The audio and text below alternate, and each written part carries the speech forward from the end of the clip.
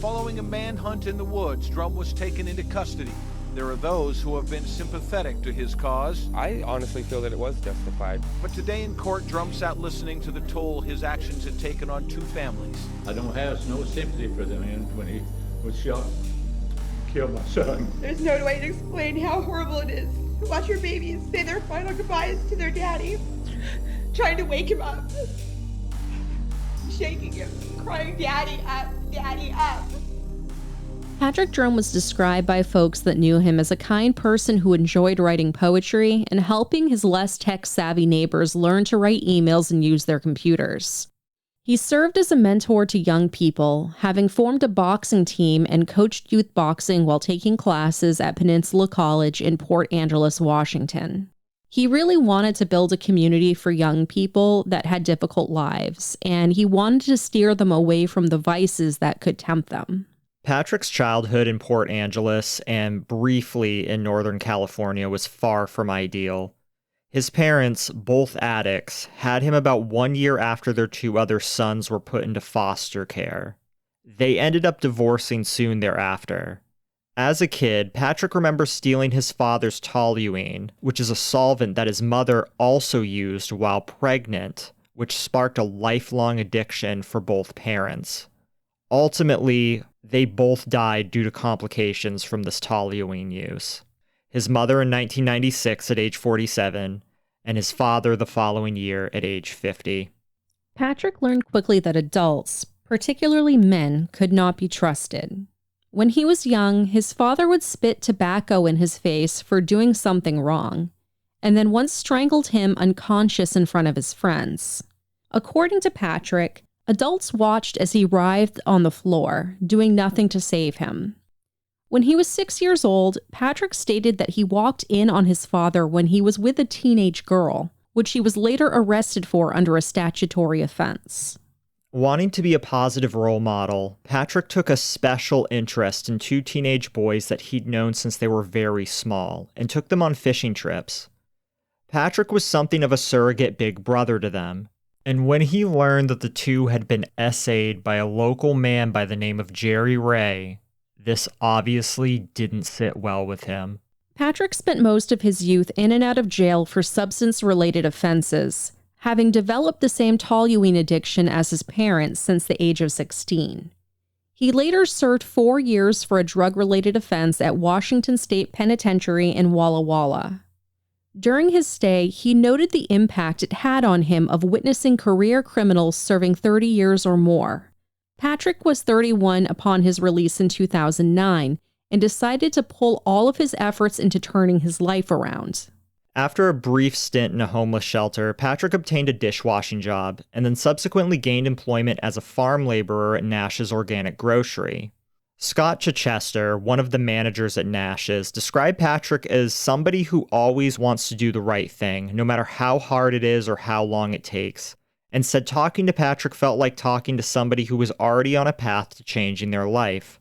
Scott went on to say that most applicants that come to work at Nash's end up no longer wanting to do this kind of farm work once winter comes around, but Patrick was different. He was always there, willing to help, and willing to put in the time. In an interview, Patrick talked about how grateful he was to be at Nash's, saying that he got lucky in landing that job. He highlighted how job hunting is hard for those who have been convicted of felonies. With his second chance at life, Patrick wanted to be an example for others in similar situations as him. Nash's was grueling work, but Patrick found it gratifying. Outside of his job, Patrick spent his free time hiking. It sounded like everything was going according to plan in this stage of his life. A local newspaper, the Peninsula Daily, highlighted Patrick as an ex-felon getting back on his feet and hopes to inspire others. Unfortunately, Patrick was laid off in 2011. Despite this, he didn't give up and had some other adventurous pursuits. He tried his hand at bottling rainwater from Forks to sell to Twilight fans at the now defunct website splashofforks.com and created an uncommissioned logo for the Seattle Seahawks. Ultimately, these pursuits failed. In the early aughts, Patrick met and became friends with a woman by the name of Levi Blandon while they were spending time in rehab together. However, they did know each other prior from the Port Angeles drug scene. Leslie had a husband named Gary Blandon Jr., and the two had a pretty gross past together. Leslie and Gary forced a girl into a car, kept her in an apartment against her will, and hit her in the head with their hands in a frying pan. Both were charged with kidnapping and did time for it. After their release, the couple welcomed Gary Blandon III into the world in 2009 and Skylar Blandon in 2010. Despite Gary having a criminal history laced with violent offenses, Leslie described him as a dedicated father, bringing her meals when she was pregnant and reading to her stomach so the babies would get to know his voice. She even claimed that as a husband, he helped her reform her life. However, Gary had an even darker past that predated his relationship with Leslie. When he was 17 years old, he was arrested for the SA of a 17-year-old girl who was both deaf and mute. Gary advised Leslie about this offense early on in their relationship, but sugarcoated what actually occurred. He claimed that they were caught engaging in a consensual affair in public. Additionally, Gary's mother claimed that he was set up by the girl. As the two were both minors, details of this case were sealed. Eventually, Patrick caught word of this, and it did not sit well with him, and he began to distance himself from the couple. Later that year, Leslie and Gary's youngest, Skylar, suffered a spiral fracture in his arm, the type of break that doctors would say required a relatively great force unless he had a bone disease, which he did not. Furthermore, doctors also discovered another 2-week-old fracture on Skylar's thigh bone consistent with someone roughly grabbing him by the arm and forcing him to kneel. Due to the nature of these injuries, detectives were contacted via email. Soon, Gary was arrested for suspected CA and later released on bail on the condition that he would stay away from his kids. Gary moved in with a woman named Mandy Smith, who soon asked him to leave for disrespecting her and her home. On one occasion where Patrick was visiting Gary and Mandy, an altercation took place, which resulted in Patrick punching Gary. Once the two men calmed down, Patrick did something quite unexpected. He asked Gary if he'd like to stay with him in a cottage he rented in Squim for a while. Gary happily accepted, and soon he moved in, bringing his dog with him. As roommates, Patrick and Gary seemed to be getting along great, like old friends, joking around and having fun while they made dinner together. Gary was still in regular contact with Leslie, and all seemed cool for the two men. Patrick even had a new red Chevy Impala that he was driving around. However, this was all a carefully calculated ruse, a master plan that Patrick had been planning in secret for years. He'd stolen a gun, rented the new Chevy Impala as a getaway vehicle, and began gathering the names and addresses of convicted offenders in the area. Offering Gary a place to stay rent-free wasn't a goodwill gesture. It was bait, and Gary took it. It was the only way to get him into an isolated area to execute him. On June 2nd, 2012, Patrick scrambled to get food and camping supplies together, whilst Gary sat at his computer in a pair of gray flannel pajama bottoms playing World of Warcraft with his dog laying next to his feet. While Gary was immersed in questing, Patrick slipped out the door and cut the power. Gary often chatted with other players via services such as TeamSpeak and Ventrilo, and Patrick didn't want anyone to hear what was about to happen next. Wielding a 9mm pistol, Patrick busted open the door and started firing into the dark. After running to his car to reload and grab a flashlight, he found a bullet-riddled Gary on the floor, still alive and on the phone with 911. Gary managed to tell the operator, "Help, 911, I'm being shot," before Patrick shot him in the head and then kept on shooting afterwards. Gary's dog was unharmed, and before leaving with a backpack containing a thumb drive, camouflage clothes, a map, and other various survival supplies, Patrick placed a letter titled Declarations and a lollipop with a scorpion inside next to Gary's body. Part of the note read, quote, "When I was younger, I was at a pet shop. I saw these 3 scorpions in an aquarium. One was a pregnant female and 2 were males. As I approached, the female tucked into a protective ball. The 2 males got in front of her in a full battle-ready posture, tails up, claws out and open. Being young and curious, I played a game and used my hands to circle the aquarium in different directions. Each male picked a hand and moved with it, never leaving her side and staying between the hand and her. This spirit always impressed me." end quote. Armed with his list of 60 names that he had carefully selected from the Washington State Offender Registry, Patrick set out on his mission. He picked on the most egregious offenders, not those who were on the list for peeing in public. The men in question lived along the peninsula at the base of the Olympic Mountains in towns such as Forks, Sequim, and Quilcene. However, Patrick had someone very specific in mind to check off his list, and that man was Jerry Ray. Jerry Ray had done 4 years in prison for the SA of the 2 boys that Patrick used to take fishing. The boys were 7 and 4 years old at the time, and Jerry had told police that he was drunk and couldn't resist the urge before he picked both of them up and carried them to another room while they were fighting him. He had struggled with addiction and alcoholism throughout his life and underwent offender therapy and rehab while in prison. Jerry was now 57, divorced, disabled due to a back injury, and living with and caring for his elderly father, Paul. He had taken care of his mother until she died of Alzheimer's and enjoyed his time with his 3 Pekingese dogs, a black Persian cat, and a gray and white parakeet named Tweety. Patrick had actually been planning to kill Jerry for a number of years now, in fact. He had actually planned to stab him on New Year's Eve, but his 2005 arrest for burglary foiled those plans. He was actually pretty nervous about approaching Jerry's home, as he was ex-military and Patrick was worried that he might have weapons of his own. It was early morning, the sun wasn't even up yet, and Patrick worked up his nerve and knocked on Jerry's door, hoping that he'd answer so that he could quickly shoot him and escape. However, no one answered. Leaving the rental car in the driveway, Patrick went for a walk to collect his thoughts. Afterwards, he returned to the Ray home and busted in the front door, causing a chaotic mix of barking and screeching from the animals in the house. Patrick charged down the hallway and shot a confused Jerry Ray who was roused due to all of the commotion. First in the stomach, then in the back after Jerry attempted to retreat into his bedroom, and finally shot him once more while Jerry Ray was dying on the floor. During all of this, Jerry's father, Paul, remained asleep in a nearby room. He briefly awoke and heard some commotion, but thought it was the dogs being rowdy, and ultimately went back to sleep. Before leaving the Ray home, Patrick left a note and a scorpion lollipop in their mailbox. Patrick ditched the red Chevy Impala in the woods and fled on foot, ultimately hitching a ride with a trucker headed toward Blue Mountain Road. But this wasn't simply some joyride or escape. Patrick had other plans, and his next target lived in Quilcene, just off a cleared trail under a strip of power lines that would take him to the town. However, the elder Ray had awoken to find his son's dead body and contacted the police, who deployed a number of checkpoints in response, one of which was on Blue Mountain Road. When Patrick saw the patrol ahead, he told the trucker to pull over and bolted into the forest. It was the same trucker that tipped off police once he reached the checkpoint.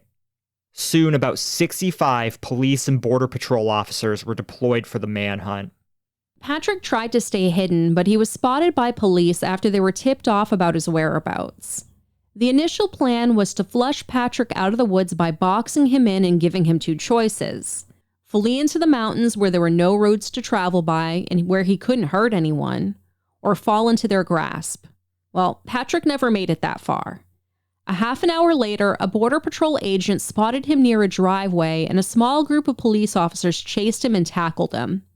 As police led Patrick towards the squad cars on Blue Mountain Road, Patrick turned to them and commended them on a job well done, as he didn't think they'd catch him so quickly.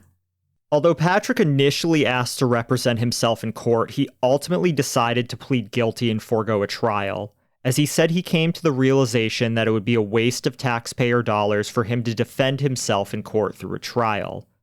The prosecutor in charge of Patrick's case considered trying him for the death penalty, but ultimately changed her mind. When later asked why, she said there were 2 main factors. For one, he had unusual support both in the county and with many strangers online. The second factor was that she doubted she could convince 12 jurors to give Patrick a death sentence. These types of offenders that Patrick targeted are not the easiest to empathize with, even if they've been killed in cold blood. The other factor was Patrick's history of drug addiction, toluene in particular, which can cause paranoid psychosis, hallucinations, and damage to the brain. Although he claimed he was clean and only had a single beer on the night of the killings, his blood work showed that Patrick had toluene in his system, which meant that he was using within a couple weeks of the crime. Additionally, Patrick was harboring another secret that he divulged during a phone interview. When he was 10 or 11 years old, he too was preyed upon by a man in his 30s who got him drunk in the woods and violated him. Too drunk and unable to walk, Patrick attempted to crawl home until a good Samaritan spotted him and drove him the rest of the way. Other contributing factors also led Patrick on his unusual quest to hunt down and kill offenders, including the homicide of a Port Angeles girl named Melissa Carter, whose decomposing body was found near a popular trail the day after Christmas in 2004. Police believe that she was SA'd and strangled to death. Patrick also met a man in prison in 2005 while doing time for burglary named Michael Anthony Mullen. Michael actually had killed 2 offenders after posing as a concerned citizen there to warn them about a vigilante hunting down predators. The 2 hatched a plan for Patrick to sneak poison into the prison so that Michael could continue killing these offenders in secret while on the inside. However, Michael passed away before their plans came to fruition. His death only empowered Patrick regarding his decision to carry on Michael's work once he was released. It was never my intent to hurt the families involved. That's like collateral damage that I feel bad about. And if anybody is bothering folks, the families of my victims, I would ask that they not do that. As far as the men themselves, actions speak louder than words. Patrick Drum was sentenced to life in prison without the possibility of parole. He's currently being held within the Washington Department of Corrections in Tumwater, Washington. He's expressed being an unhappy person in prison and only receives about a letter a week, and it's rarely from a fan, unlike Gary Ridgway, who gets piles of mail. A week after Patrick was sentenced, he stabbed a 19-year-old inmate with a plastic utensil that he sharpened into a shiv. Patrick did so because he knew this inmate was an offender, but the man survived the attack. After he did a stint inside solitary confinement, Patrick was released back into the general population. But months later, he was at it again. This time, he took a shiv he made out of a toothbrush and a razor blade and tried to kill another offender while in the prison's gymnasium. Prison guards were able to intervene before the inmate was seriously hurt. Patrick claimed this man had SA'd a friend of his from Port Angeles. Due to these 2 attacks, Patrick was placed in permanent solitary confinement where he remains to this day. Anytime he leaves his cell, his legs and arms are shackled. He works out and reads a lot and has been collecting information about alternative offender sentencing that allows offenders to be released faster if they undergo treatment. It's Patrick's hope that he can find someone to advocate against this from the outside. When interviewed by The Atlantic, Patrick was open about his past and how it affected his decision to make the choices that have led to his current fate. When asked if his father, provided he was still alive, would have made his hit list, Patrick admitted it was complicated. While his relationship with his father was not a good one, he felt uncomfortable with the idea of patricide. He was quick to say that if another man committed the same exact acts as his father, then that man would definitely have made it onto the list. So then, what if someone else like Patrick had killed his father for the same reasons? Without hesitation, Patrick stated, quote, "I think he did things that merited death. I think he deserved that. I think somebody should have," end quote. Thank you everyone that has shared Prada's GoFundMe around and donated. This means the world to Jurgi and I. Prada is currently standing on our podcasting desk. She's been quite silent right now, but maybe she'll make a noise or something here in a bit. Currently licking Jurgi's arm. I'll try to show you some pictures, but she has to wear a shirt right now so she doesn't knock her diabetic sensor off, which is currently not working. So we'll probably have to bring her back in again a little bit. She has a appointment in a couple days. We'll be doing an update on GoFundMe for those that are following along in her progress there. I'm not going to spend too much time on this, but if anyone who hasn't seen it yet, her link to her GoFundMe is down below in the pinned comments. If you would consider even donating a little bit, I think the minimum is $5 that GoFundMe as a platform sets. It's not our limit. I would be grateful for anything, but anything that you'd consider giving means a ton to us. And if you can't give, I totally understand. If you could just share it around, that helps so much as well. We also have a very wonderful group of people going that extra step to support us on Patreon. I'm going to put their names up right now. I want to say welcome to 3 new patrons, Linda, Robina, and Jessica. Special shout out to our Levi tier patrons, Levi, Hollie, Chaka, Amelia, Laura, and Casa De Cadejo. There's our lovely pictures right now. Shout out to our highest tier Patreon supporters, Kiki and Melissa. There's their lovely pictures right now. Thank you, all of you, for going that extra step in supporting the work that we do. There's Halls and Dolls, Hollie's mask store. If you want access to the highest quality masks we've ever worn, please check out Hollie's Etsy link down below. But until next week, We love you. we love you. Bye. Bye.